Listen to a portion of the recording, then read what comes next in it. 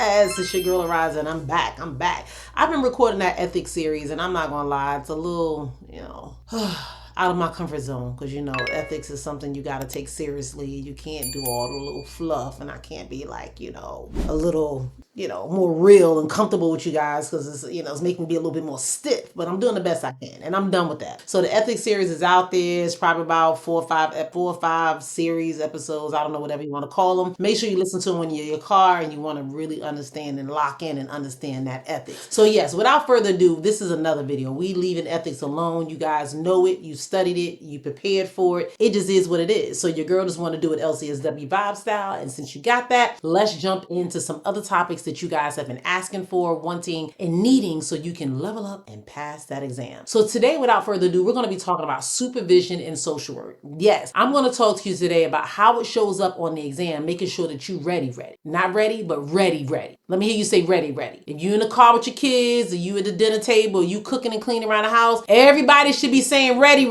All right? Now that everybody said ready, I'm gonna jump in. Today we're breaking down supervision in social work, what it really means, how it shows up in real practice, and most importantly, how the ASWB exam loves to test you on it. So if you ever felt unsure about who's responsible for what when it comes to supervision, or say you get that question and you just freeze, like, what the hell are they asking me for? I ain't no supervisor. This video is for you. All right. So when you see a supervisor reports, I'm telling you, I'm clearing it all up right now in this video. I'm clearing it all up. So focus, go ahead and get your little sticky note, your little pen pad. I got my little stickies and stuff writing all over the place, put my little note cards. Do you think note cards and stickies and stuff reflect age? Because I know us that was born in the 1900s, we clearly like to use our little sticky and our note cards and stuff. Ain't no shame here. I'm just saying. Do you think it's an age thing? The new generation, because they can type and text everything and have it on the screen and using all the what do you call it, the Kindles and the Fire stuff that they can just read from the phone and stuff. I can do it audible, but I like to see it and I like to write it, and I just gotta have it tangible, Anyways, that could just be me. I just thought I'd ask. So if you are one of those born in the 1900s and you like to do your note cards and your little, stickies and flashcards and sticky notes and stuff to keep yourself, should I say, organized or prepared, drop it in the comment section and say sticky all day, sticky notes all day. Then I know I'm not by myself. All right, so let's jump in. Let's talk about what supervision actually is. Yeah, what is supervision? That's probably one of my favorite things to do. I love being a supervisor, like literally doing clinical supervision. But anyway, that's another topic. Supervision is not about micromanaging. It's not about policies. Supervision is a professional relationship where there are three main functions, all right? The number one is administrative. That's probably my least favorite. That's when you're dealing with the policies, the documentation, agency procedures, all of that kind of stuff. But then you got the second one. That's my fave, educational. That's when you're skill building, you're training, you're helping with clinical development. And then number three, my other favorite, supportive. That's that emotional support, that burnout prevention, that counter-transference management. Supervisors help guide, supervisees learn. Both are protected, and both of us are supposed to make sure we protect the client. So that's why it's really important to understand what your role is and what you do as a supervisor. So if you're an LM or an LC or soon to be, then this video is something you really need to lock in and understand. So let's talk about what the exam is really testing. The exam isn't testing your job history. They don't care that you worked at CPS and that you used to be a school social worker and, oh, I've done that. You guys tell me that. And if you've been in some of my coaching calls on a Sunday, sometimes I come for you guys, or in a boot camp. The infamous thing in boot camp is, well, I was reading that question and, my job I used to do, I'm like, we don't care what you used to do. We don't care what your job is.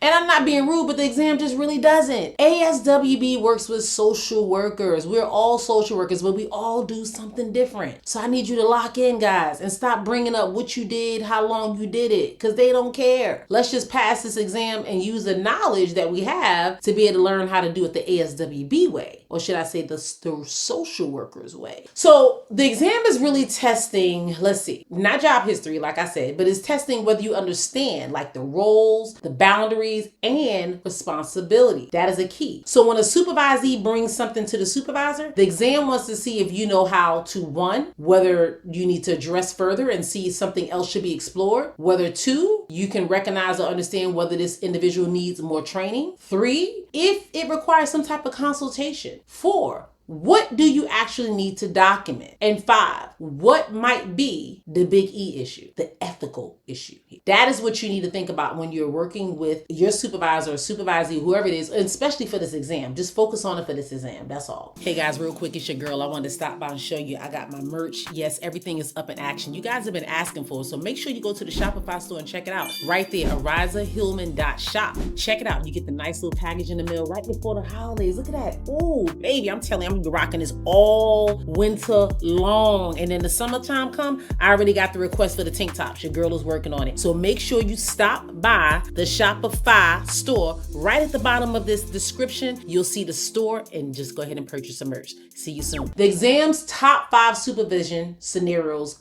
they show up like this. Number 1, countertransference or traction to a client. The first thing we're doing is we normalizing it. We're exploring this in supervision. We're not referring them out. We're not doing punishment. We're not like, oh girl, you nasty. You like your client? No, we ain't doing that. We're going to normalize and understand that it's okay. I mean, who knows? A client might be Idris Elba, or maybe they're working with Usher or somebody. I don't know. So maybe there is some type of attraction there. But we need to address it and normalize and make them feel comfortable in bringing this to us. Number 2, maybe there's some boundary concerns. We discuss in supervision, we develop corrective strategies, and we reinforce ethics whenever there's something boundary related. Number 3, a skill deficit. We train, we model, we increase supervision. There's certain things that we do when these things come up. So we don't just rush and just write the person up or try to get rid of them. All right. Number 4, ethical dilemmas. The first thing we do is we want to consult. We want to make sure that we're seek supervision, and we want to make sure we follow a policy. Let's jump into documentation or policy issues. This is what's most appropriate style questions. Here we want to provide guidance. We want to reinforce agency requirements. These are the things we do because, again, what's at play? Some type of policy issue or something that needs to be documented, and it's pertaining to the agency. So we want to make sure we're getting the proper guidance and making sure we're telling you the right things or what's required. So let's talk about now how to spot a supervision question. Like soon as you taking the test, you see, boom, that's supervision. LCSW vibe said it. Some of you guys said I'm all in your head during the test. So let me be in your head when you're getting these questions on supervision, because I want you to hear this, repeat this, hear this. She wants me to hear this. Yes. So this is when you get your little sticky note in your pad. All right. If the STEM includes any of the following phrases, your exam brain should automatically light up and say, ding, ding, ding, ding, ding. Number 1, a supervisee reports. Number 2, during supervision. Number 3, the intern states. Number 4, a new clinician. ...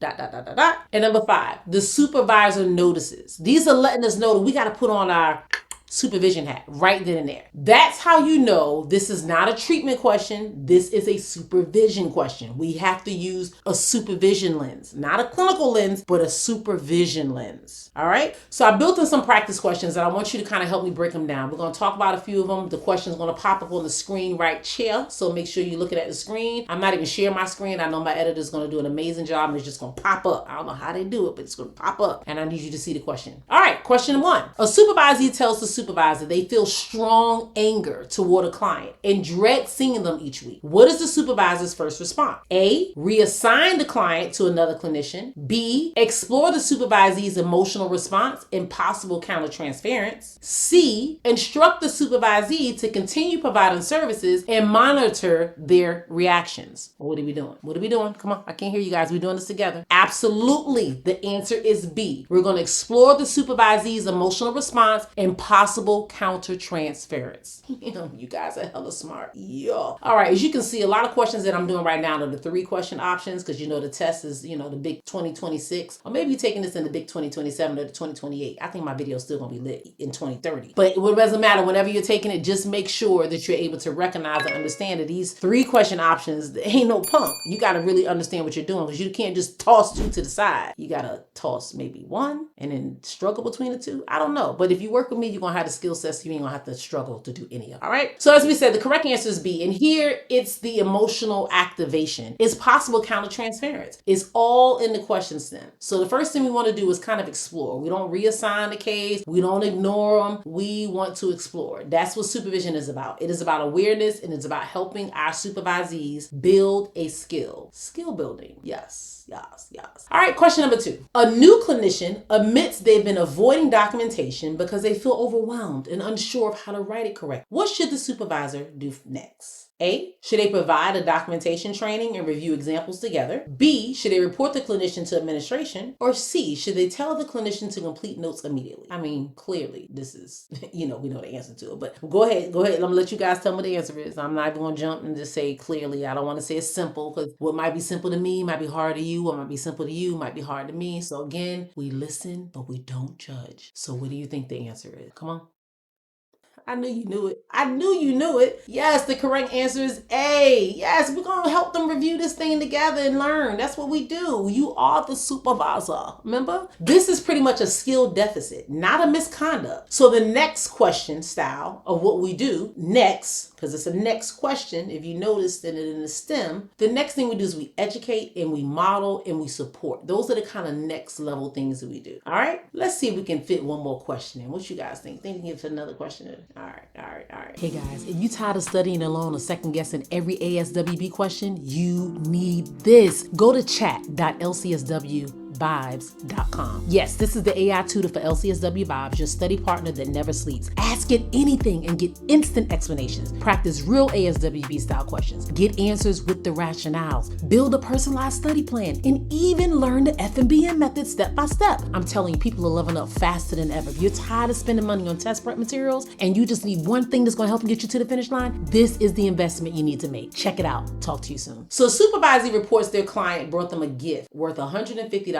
The supervisee isn't sure what to do. What is the supervisor's best response? Tell the supervisee to accept the gift and then we split it 50-50? No, it just says tell the supervisor to accept the gift. B, review ethical guidelines and develop a plan to maintain boundaries. C, immediately terminate the client with the supervisee present.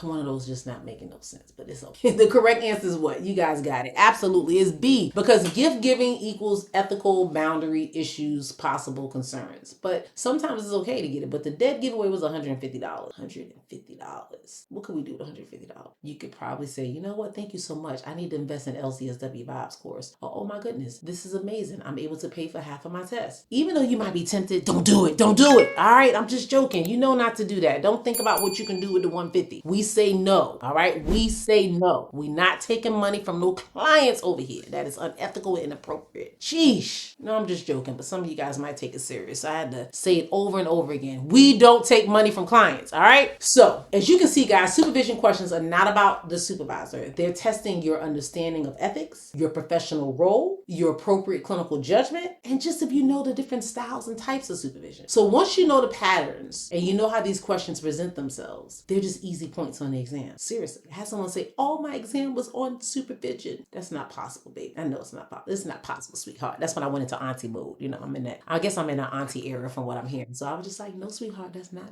it. All of them couldn't have been on supervision." But I understood they were in the moment, so it's okay. If this video helped you, make sure you drop a comment. Make sure you hit subscribe. Make sure you let somebody else know about LCSW Vibes, baby. That's what I'm saying. We're riding into the new year, and I want you guys to rock out with me. I want you guys to help me keep this momentum to keep on doing it. So absolutely make sure you tap in, make sure you tell a friend, because over here we all trying to win. And if you got that license already and you just like to stay connected with your girl, check my other YouTube channel out, Arisza Hillman Official. Yes, Arisza Hillman Official. That is where I'm teaching you, once you get that license, the steps in the way you can prep to level up with that license. Yes, baby, that channel has been around for a while, but I've been over here helping you guys get licensed, so I kind of neglected my baby, but now I'm back. I'm making sure I just do both. And that's what making sure that I'm able to check in with myself and see how I'm able to be the best version of myself and how I'm able to extend energy and extend time to the things that matter. And you guys matter. So that is why I've made some changes to my program. As you guys know, I no longer do the Sunday sessions, and oh God, it hurt my heart. I still got a few Sundays to go, and it still just hurt my heart to let it go. But realistically, I had to realize your girl was burning out really quick, fast, and in a hurry. And I'm a big advocate for self-care and making sure you do what's best. And your girl loves to travel. I love to spend time with my family. That is one of the reasons why I have my license. I like my license to work for me and not me always working for it. So with that being said, I decided I'm gonna step back a little bit. So I don't do the Sunday sessions anymore, but I will be doing pop-up sessions for those that are in my program, those that are in my community. I'll be doing more lives. I'll be showing up. Your girl will be showing up and showing out. So don't think that's not gonna happen. I just won't be obligated to do it each and every week. You guys only know how many times I had to pay for extra hotel night just so I can run the Sunday session. Or I'm sitting in the lobby and my family like, can we go down and get on the road, or can we go to the mall? And I'm like, I got to do my group on Sunday. All right, guys, real quick. I'm always talking about the community, the LCSW vibes. We leveling up. And this is the sneak peek of the community. As you can see, it's on and popping. We got a lot happening.